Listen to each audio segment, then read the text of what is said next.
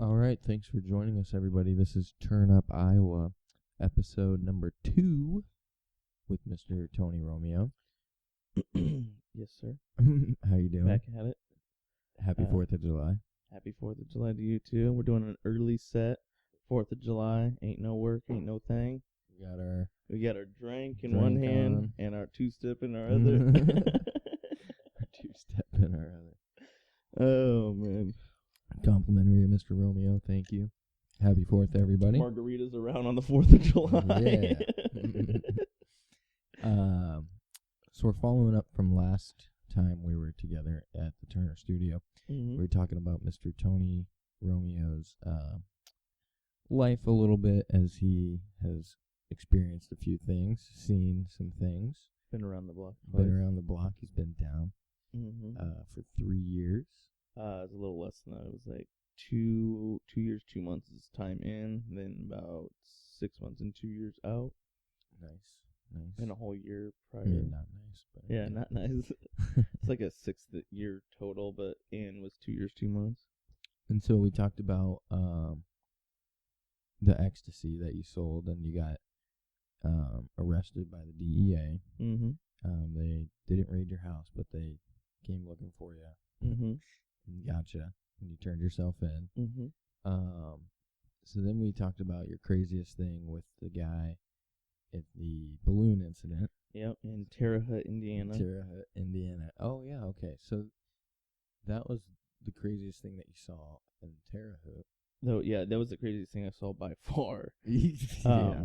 Except for a guy getting hit with a iron, but that was, I didn't see the whole thing. I just saw the aftermath of it. Crazy. It was bad. Gross. Yeah, guys head was cut open pretty bad. Yeah. Mm-hmm. So you only stayed at that Terre Haute for like 2 weeks, right? I think it was like 2 weeks. It was like 10 to 14 days, somewhere around there. Because I remember being in there and just finally getting comfortable and then like, all right, we got to go. Yeah. And that was the one that was like Orange is the New Black, you said. No.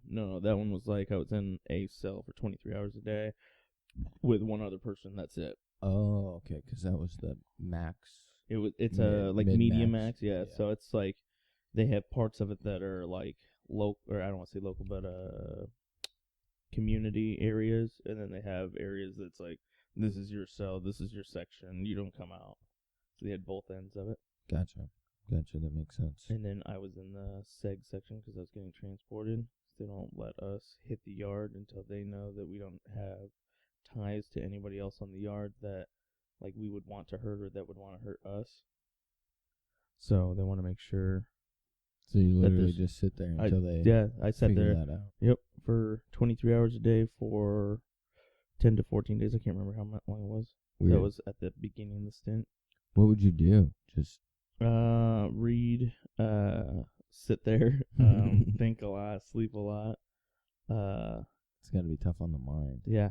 I bet. Yeah. I mean, it's not so bad when you had somebody else there. Like, if you're in SIG by yourself, that shit can be weird. Mm-hmm. Like, have you ever done this is one thing I wanted to talk about last time, too. Have you ever done a float tank? Have you ever done an isolation? You should. Really should. I've done it twice in Des Moines and twice outside of Des Moines. I really should do it here more. But for some reason, I just can't find time / lazy about it. It's all about in, like, Jordan Creek area. Mm-hmm. But fadeaway flotation in Des Moines. Who's clapping? Who's that clapping? Yeah, the isolation tanks. Joe Rogan talks about them a lot, I know. Mm-hmm. And what's that like when you go to one? That's what I meant to say. The float tank was, I got a lot of the same feelings in the float tank that I would get like hours on hours of just laying completely flat on my bunk in segregation. So like I could start, I guess, just thinking outside. I guess I don't know what the right terminology is for that, but like the way I felt was, I don't know, like I wasn't there anymore, and I was just out somewhere else, like daydreaming, but not unrealistic, I guess. Interesting. And like floating's kind of the same thing. Like when you're floating, it takes away all your senses, so you can't feel because the water and the air is the same temperature as outside your skin. The water is thick enough because they put like 900 pounds of salt in it so it's so thick that you just float on the top of it instead of kind of sink halfway in it. And then so the temperature. Salt. Yeah, no, I'm just thinking. So the temperature, the floating, because you feel weightless, and because it's pitch black, so you can't see anything, and then you're in a tank, so really you can't hear anything. Slash, you're No not smell. talking in there. Yeah, there's not really a smell either, which so it's all your senses go away, so your brain's just there to think. Interesting. And so I did like a sort of that when I was in SEG for a while. How long did you go for? When you The did float? floats. Outside of Des Moines were 60-minute sessions, and inside Des Moines at Fadeaway Flotation are 90-minute sessions. In that 90 minutes, though, you get to shower before and shower after. So you just try to go really quick. I try to shower for like 1 minute or so. You know what I mean? The biggest thing is you're just trying to get the oils off your skin, and you're trying to get if you have any like gel or anything in your hair, try to get that bullshit out. Yeah. I don't, so I just go really quick, and then try to jump in. That way I can be in there the longest amount of time as possible. Yeah. Then they give you like a 15 count or 15. Like there's some places have a noise that'll start, like a song will start playing in the background, and you'll know because all of a sudden you'll hear something out of you haven't heard in an hour and 40 or an hour and 15 minutes, and all of a sudden you hear like this, and you're like, oh, okay, no, I'm not freaking out. That's noise. That's noise. That's actually happening. Weird. Yeah, and so then I feel like I would just fall asleep. A lot of people think that, but and a lot of people can, and then it's the best sleep that they'll ever have because it's weightless sleep. So like, think about it again. Like, you're completely weightless, and you can't feel anything because the water and the air are the same temperature. So just imagine your body subconsciously just like deep sleep immediately. Weird. That's what I've heard. Like you just go straight to REM sleep. There's no like uncomfortable feeling before or anything like that. Just waking up. I've never fell asleep in there. Not saying I want to or try to either. I really do sit there and try to think. So yeah, it's like another form of meditation, I guess you can look at it that way. Definitely.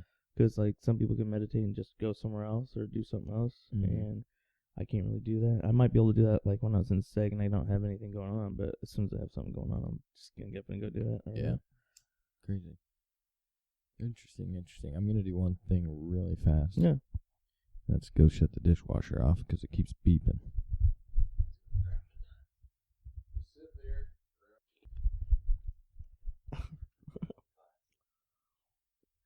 Okay, we're back.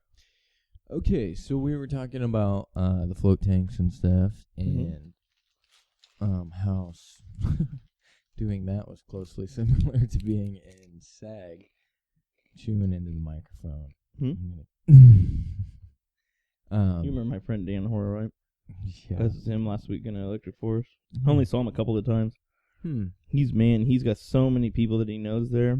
He's like on this Reddit community for Electric Forest. He talks to people all year long. And like he actually knows people like really well from a whole bunch of different states.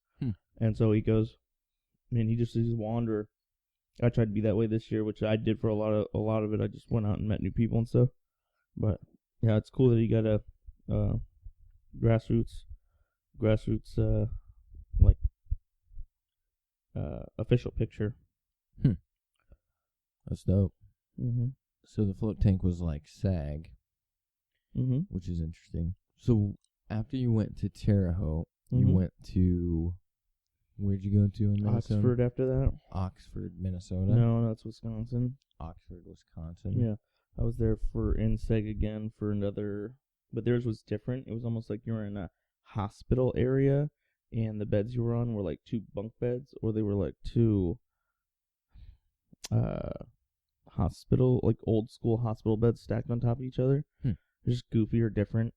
The other places I was at were on like metal coffins that were cut. I don't know how to explain that any better. Like they'd be on the wall, and they'd just be sheet metal that was bent to look kind of like a torpedo with no glass lid on it, because your pillow went up against one end, and then your feet would hang off the other end, or they would go down to the tip. Mine wouldn't hang off because I wasn't that tall, but they could, so that way there was no lip that would hurt your ankles or whatever.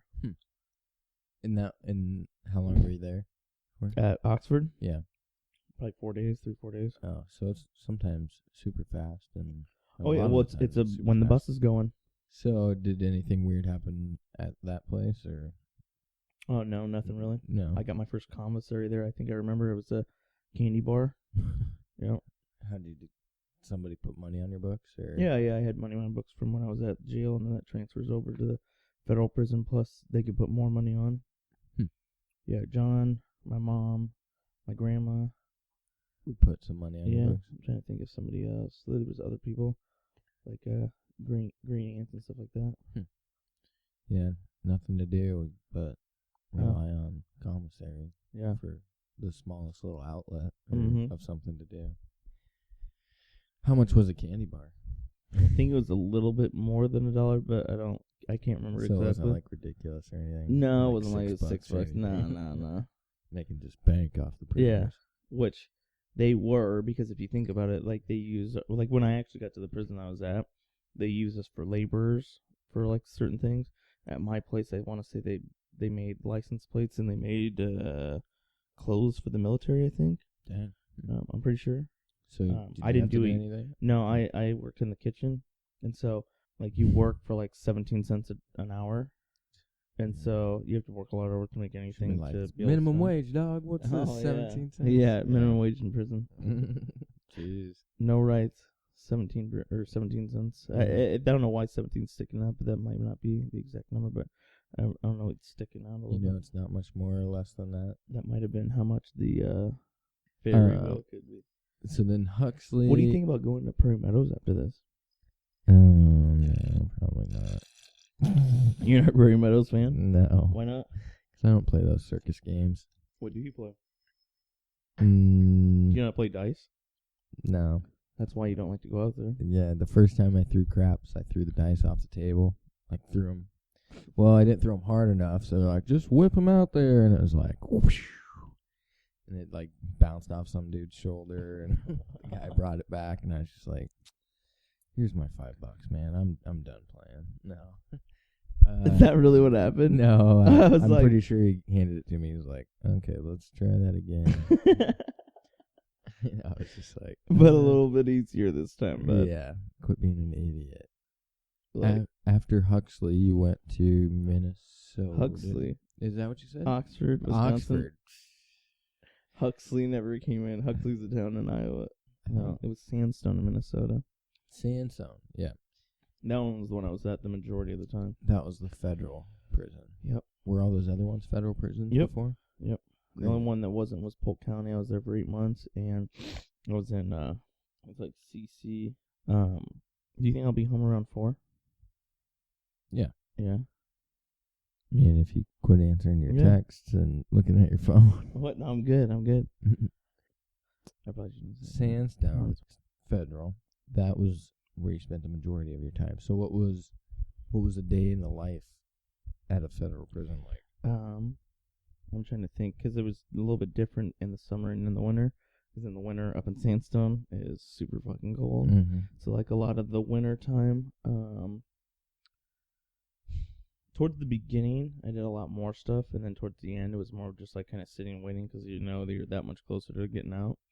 Mm-hmm. In the beginning you're like, fucking just find as many things to do as possible so I can have my time go as fast as possible. Right. Which it did in prison compared to jail.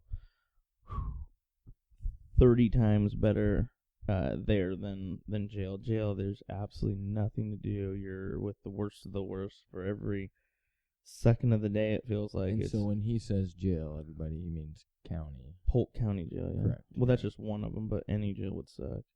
It's because, I mean, you're literally just in seg, but you're in seg with 68 other unfavorable people to be by, and stuck there continuously forever and ever and ever until you get out. Yeah, that sucks. It's absolutely terrible. And in federal prison, there's different buildings you can go into. There's different things you can do. You can have a job. Like, there's a lot of different things you can do in a prison than you can in jail. I think I worked in the kitchen, just like pretty much wiping off tables or mopping up the floor or just any basic cleaning thing out in the main eating hall area. I a little bit of laying down on the bunk and reading. Like I read more than actually 10 times more than I do now. Being out, with I wish I would read more because it's definitely a very mind exercise thing. I don't read a lot of fiction books. I read a lot of fact books. I don't know if I said that right or backwards, but I read a lot of non-story books. Non-fiction. Yeah. You like docs, you said. Docs. So, was there anything like you had to, like, is it like the movies or TV at all where everybody's like, oh, you gotta be in a gang? No. You gotta well, there is a lot of them in there. Like you gotta remember, TV wants to portray the absolute worst of the worst. Mm-hmm.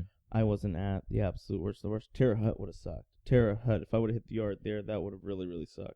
I'm glad I didn't, but it is kind of weird what I did see when I was there. But and if you don't know what he's talking about 4 balloons coming out of a Mexican 3 balloons. 3. Yeah. Meth filled one, heroin filled one, and one just filled with paper notes. Oh, I thought there was a weed one. I don't believe so. It very well could have been. Who knows? But all I really remembered was someone pulls heroin and meth out of their ass, and then all of a sudden another one full of just rolled up pieces of paper that have little tiny written notes on them. It's like, really that bad? You want to get a? Was there anything else that you saw that was weird there? Like you said, the yard would have been weird, or just tough. Like it's a more violent area, and it would have been more like what you see on TV shows and stuff. Mm-hmm. But where I originally hit the floor at was like the Sandstone, and it's best way I can explain it is I don't know who put that there. Best way I can explain it is it was like a men's college, but you can't leave. So it's like being on a university, you can't leave. And where was this one at? Sandstone, Minnesota. Oh, okay. And you remember too, it's just like in high school or college, you got different groups of people, you got different statuses of people. So people that think they're badasses, people that think they just want to do their time and leave, and there's people that, the people that really get into the whole prison thing. There was, that I know of, there was 4 different bookies at the place that I was at. And that was part of the way I made a little income, was I bet sports, but I also run for sports. So I also you said would you go ran the collect tables. money, I did that too, but that was later on. That was probably halfway through. In the beginning, it was just the sports stuff, which was really fun. So people would bet money on the game, and then I'd still do that collect now. it. I still do that now. I still do. You would go collect money? No, I bet money now. I still do that now. I just like to bet on football games. That's the only one I ever bet on. I never liked any, I just can't really get into basketball. Pro football. Well, and I like college too a lot. College and pro both. It definitely makes the game exciting when you put some money on it. Oh yeah. And I like them a lot. So then the second thing I did was I did like the numbers at a table or whatever. And what I mean by numbers is like we didn't have chips to use during like poker tournaments and stuff like that. So I would literally keep track of how many points everybody had. Yeah. Seat 1, you were saying, would make $1 bet, so you'd write it. Seat 2, seat 3. Mm-hmm. Yep. Yeah. And eventually it'd get crazy and aggressive. And the table always pulled so much money off every hour. And so no matter what, I always had a chance to, or the house always made money. Literally, it's just like the casino. Like, the house would always make money. A percentage. Yeah. Of every pot. Yeah. Yep. And then, I only did that for a little while. Then I got into, playing handball a lot. I played handball and softball. Every day, or was that something you could only do a couple days a week? Or I would try to do it almost every single day. I play, really good people every other day. And I just kind of practice the other days, but I got. Did you ever get in fights with people? Not with that. I did with the gambling and the poker thing, but it wasn't too crazy. It was just this guy that owed the table money, and so I went to go act like I collect it, and of course it was a bigger black dude, so he wanted to mouth off to me, and they sent over a couple of people, and they got the money. So you didn't have to deal with it yourself. I mean, I started to deal with it, and they saw that I wasn't really getting anywhere with it. So they sent a couple backups. Look, Romeo over there, he's about to get his ass kicked. We better get him some help. That's kind of what happened too, I bet. It's like that scene in Back to the Future where he goes up to Biff, and he stands up, and he's just towering over him. Oh shit! Look how big this guy is. Yeah. He was in prison for pimping. I've never seen it before in my entire life. Wow, you're lucky you didn't get slapped. Well, I know, but how funny is that? He went to federal prison. Like, that's like, you were doing big things pimping wise. And that was his charge, was pimping. Weird. Like, you gotta We understand. just walk around and be like, pimping ain't easy. Well, no, man." you gotta understand this, because, like, going to a federal prison compared to going to state prison is two completely different things. Like, you did something bad to go to federal, or you did something over state lines, or you're doing something big time. Like, you were making too much money, and then the feds got involved because they're like, I want that money. So he got fucking caught for pimping federally. How crazy is that? I was gonna say. There's I feel like I've only huge- heard people like getting traffic tickets. for Yeah. pimping. You know, Here's like, a ticket. Yeah, for prostitution or something. You're just what Pimping ain't federal easy, though. for. Wow, How crazy is that? that is crazy. Yeah, he had gold glasses, too. That was the funniest part about it. I mean, just straight up pimping. He said, these ain't sunglasses. These are my glasses. We just keep it tinted. And they were tinted gold glasses, but they were like prescription. So we got to wear them in there. Oh, yeah, he looked like a straight pimp. Even in jail, that's awesome. Had to get them hoes to send him some money. I feel like I would not do very well in prison. You would. You'd be fine. Well, Depending on where you went, and they wouldn't send you somewhere crazy unless you did like a violent crime. just because I really like, don't like we were think saying, anybody would not have would not survive it. Anyone would survive it, because all you gotta do is just keep your head down, and like, I kept my head down for the most part. I was like pushing the envelope a little bit, like doing the gambling stuff and doing the numbers for the table or whatever. But after a while, people get to know you enough, and like, I'm a genuine person at heart or whatever, and you know what I mean. So overall, so it's not like the only ones I would ever worry about is either child molesters, because they get fucked with all the time, which is deserved, and or like just very, very weak people, like like the people just get pushed over and over again. Well, there it's 10 times more and all the time. Right. And it's just because they can see it. Yeah, they can see it. You got to remember some of these dudes are bad predators, like bad. Prey on the weak. Oh yeah, and it's crazy because like you'll hear dudes on the phone talking to like different chicks trying to get them to send money. It's like his 6 baby mamas, and he's begging each one of them to try to send them a couple of dollars so he can call them later. You know, because we can't call out unless we have money to spend on our thing to call out. You can't call collect. Nope, not out of prison. Nope, out of jail. I think. Oh, you can out of jail. Yeah, not out of prison. You could just do like little messages, collect. Yeah. This call is for a. don't hang up.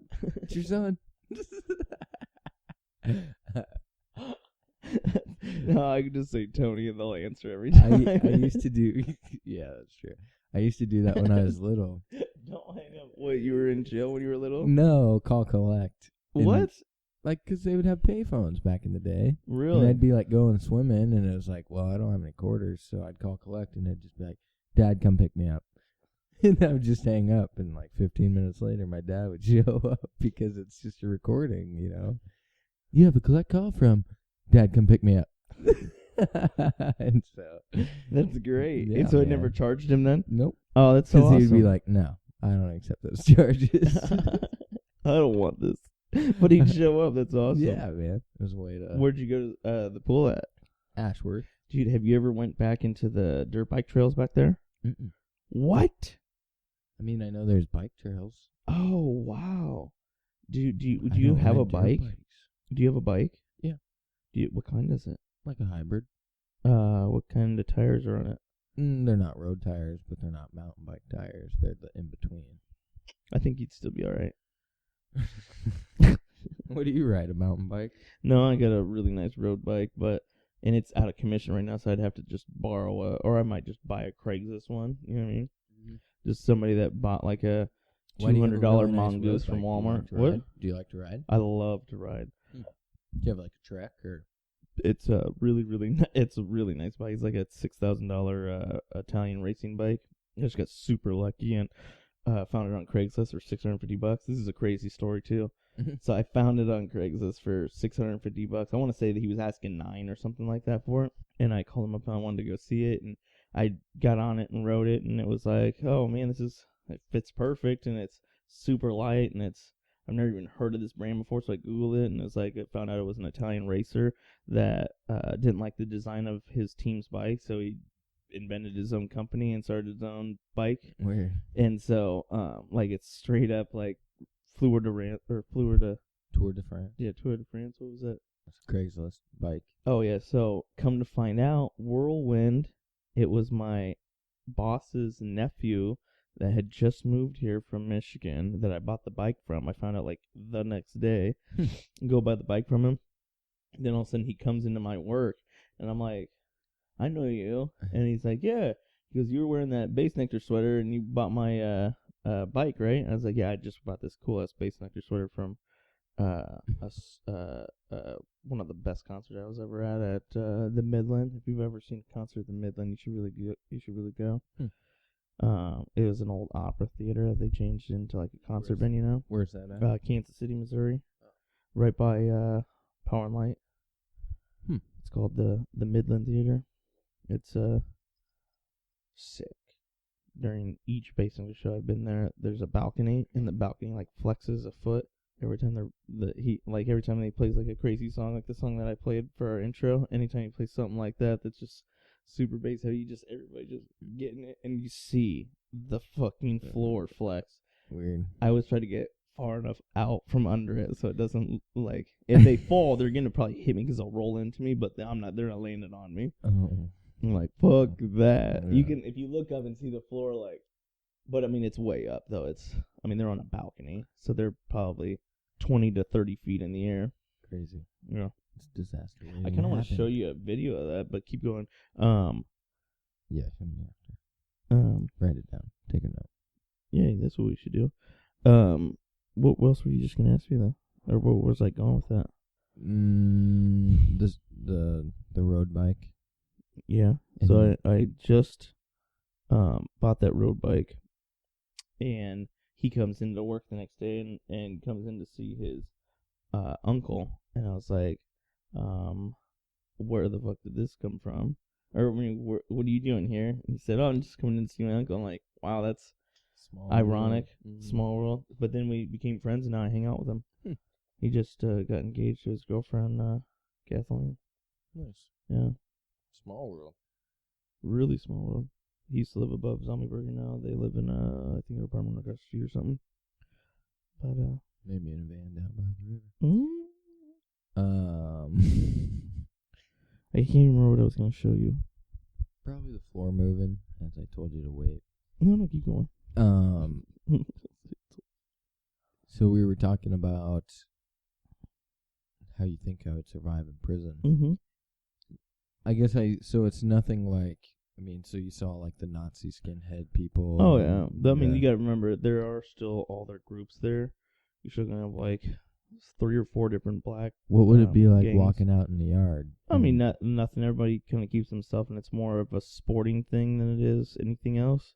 So it's not like in the movies where you look and they're like, what the fuck you looking at? It is, but it isn't. It's not like as intense as that. Like you'll see people, mouth off. You got to remember, there's ridiculous amount of testosterone inside of a cage for years, and the only women you see are the COs. You know what I mean?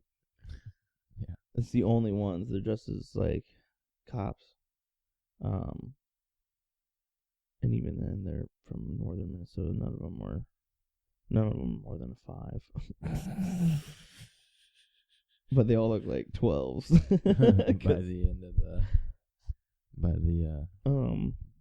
the jaunt. Yeah. But no, it's not. It's kind of like the Orange is the New Black. Like they have little cliques inside, like groups that they just hang out with. Imagine those just being gangs, and they don't like sit there and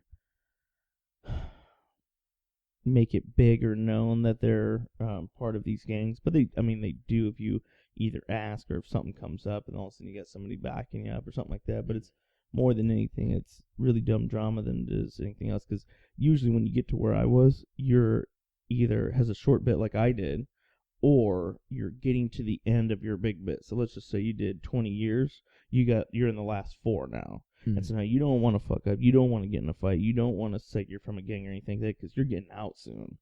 So you don't want to be that guy. It's usually dumb young kids or dumb young people that are usually starting the fights or doing something stupid. It's like you said, people just, it's like a bunch of lions in Yeah. a den. Yep. Hook me up there, brother. Absolutely. More margarita on Happy 4th of July. Yay!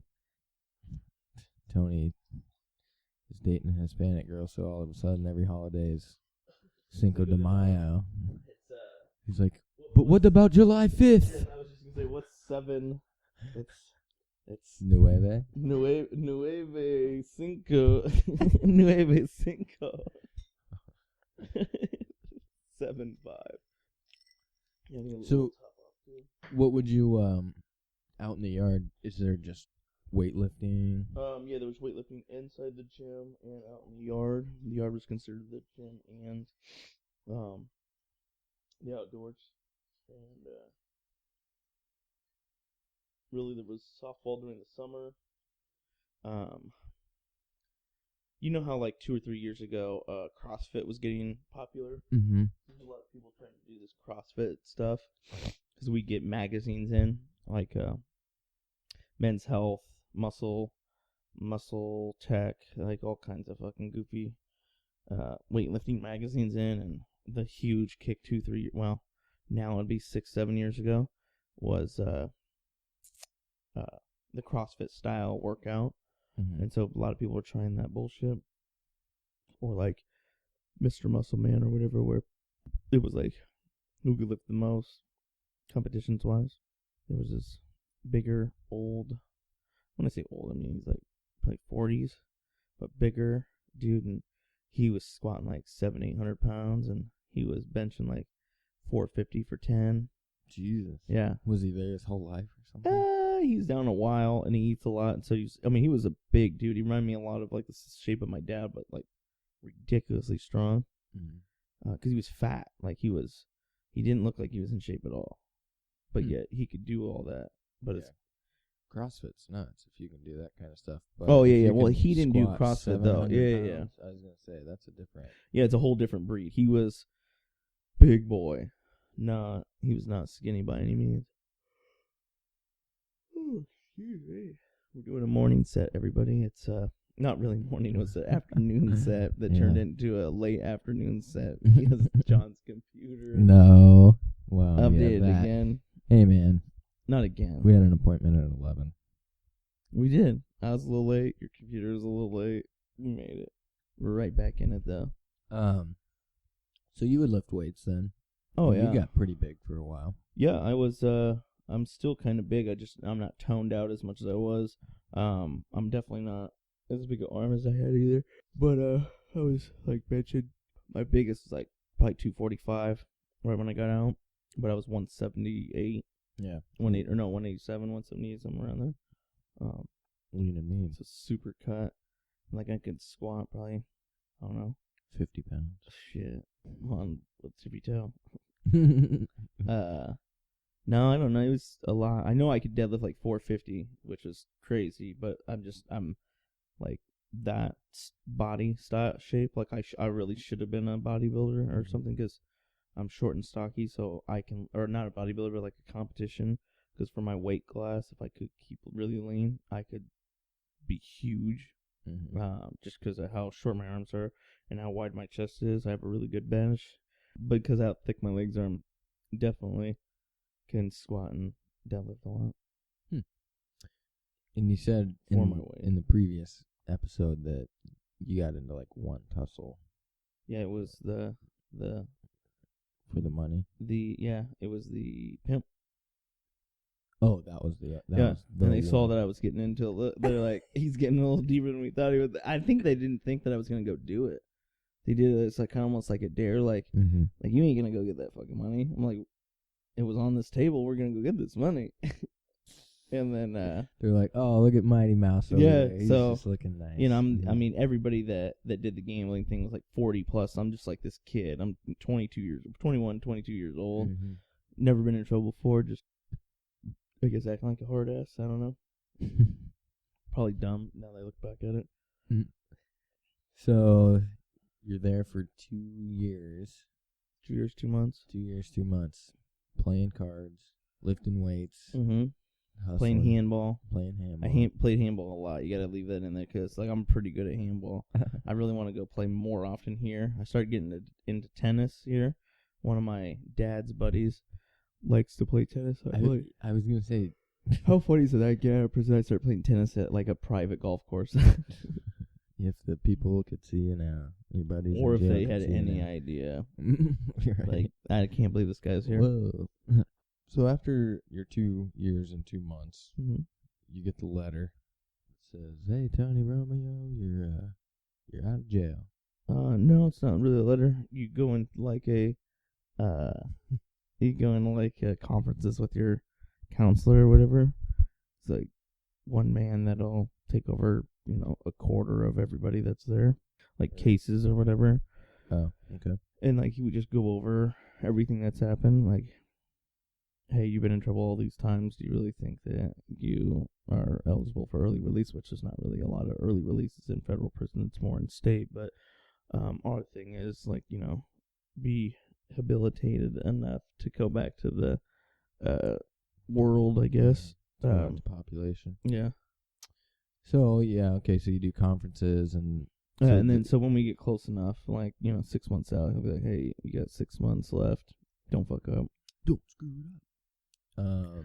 And then we'll have another one. I'll be like, "There's 3 months left. Don't fuck up."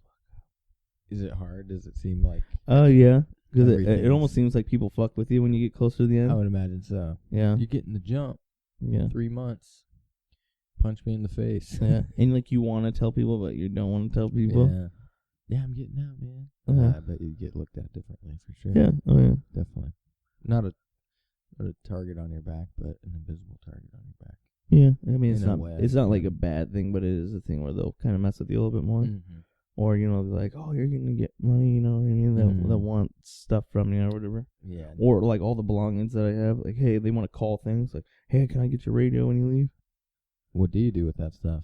Leave it to people that you liked. Interesting. Yeah. You had a radio. Did you have a TV and stuff? Or? No, not in federal. Federal, you don't get your own TVs. Federal, they have like TV rooms that have satellite on them. You could watch whatever you wanted. Kind of. Nothing. Like Well, yeah. we had like, a TV not committee. Like porn, probably. Yeah, we had a but- TV committee, which Mhm. is so dumb. It was people that had been down for a while that were trying to figure out who you're going to give it to and stuff like that. Biggest part was like your radios. You have like certain bowls that are yours. Sometimes bowl. Yeah, it's weird because Don't be touching my bowl. sometimes you have certain shoes too. Some people will buy better shoes. I just used whatever they had, and then I would use other people's when they left. Weird. Yeah, there was shorts too, like shorts or other clothing other than the ones that they basically gave you. Like you can have sweats, or you could have like mesh shorts or like basketball shorts. So you figured out where everything needed to go, as far as your stiff, and once you did that, you basically get processed, and somebody picks you up Yeah, John came and picked me up. in Sandstone. Yep, Mm-hmm. yep. What was that like, getting out and seeing Johnny? It was a goofy experience. I bet. I had so many things I wanted to tell him, and like it's like I would forget all of it right when he showed up. Right. And yeah. then so it's like I think I repeated I want to tell you so many things 100 times on our road home. It kind of sucked because our road home was cool, and we stopped a couple of times, but it was just to eat or whatever. But it's like I had a time limit that I needed to get to the fort, so I had a time limit from prison to the fort. And so What's the fort? The halfway house? Yep, or- halfway. It's Des Moines halfway house for federal inmates. It's down by the zoo on the south side over the fort. So you Yeah. did 2 years, 2 months, Yep. and then how long did you have to do? I think halfway? it was 3 months in the halfway house, and then 3 months house arrest with an ankle bracelet, and then Damn, man, they were messing around. then 2 years. And other people who did the same thing that you did nothing as far as time. Yeah. One buddy Didn't Don't do. look like one. Yeah, one buddy did absolutely no time whatsoever. He was on probation for a while, like I want to say 4 or 5 years. Another one went to prison for less than I did, even though he was the racketeer and the And the main so, guy. when you were at the halfway house, what would that consist of? Trying to find a job and Yeah, job seeking, hanging out with John as much as possible, trying to rekindle old flings as much as possible. Yeah. Meeting new people, saying hi, trying to get out of the mentality of being in prison and more and hey, this is the real world and things really changed but didn't change that much. The biggest part of it was like cell phone technology changed in 3 years. You know what I mean? The iPhone 3 to the iPhone 5 or something. Yeah, I think it was before that. It would have been the iPhone 1 to the iPhone 3. Oh, really? Oh. Well, yeah, because it was... Oh, yeah. 2006.